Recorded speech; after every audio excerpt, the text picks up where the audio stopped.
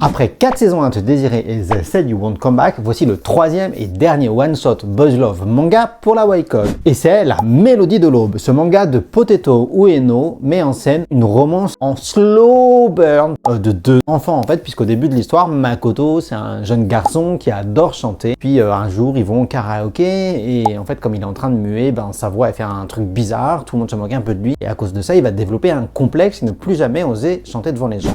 Et un peu traumatisé, il va au bord de mer, il chante en face de la mer d'un magnifique rivage. Il y a un autre jeune garçon qui le voit, c'est un peu comme un espèce de coup de foudre, mais il disparaît aussitôt. Makoto il pense que cette espèce de jeune garçon un peu coup de foudre qu'il a vu ne va plus jamais réapparaître dans sa vie. Lui en fait, le destin va faire en sorte qu'ils vont se croiser à plusieurs moments de leur vie, un peu plus tard au lycée, et puis encore à la faculté, etc.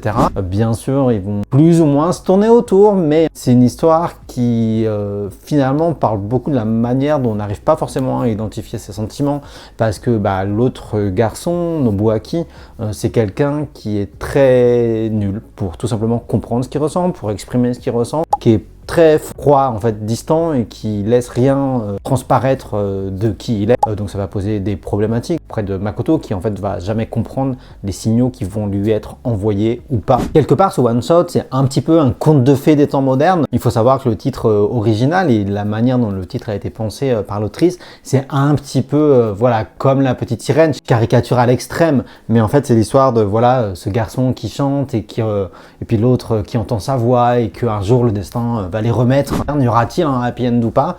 Il faudra le lire pour le savoir. On vous donne donc rendez-vous le 13 novembre pour le découvrir en librairie ou à la Wacom. Et puis surtout, rendez-vous à la Wacom parce qu'on vous a gardé une énorme annonce pour un Yuri manga particulièrement attendu qu'on vous dévoilera à cette occasion.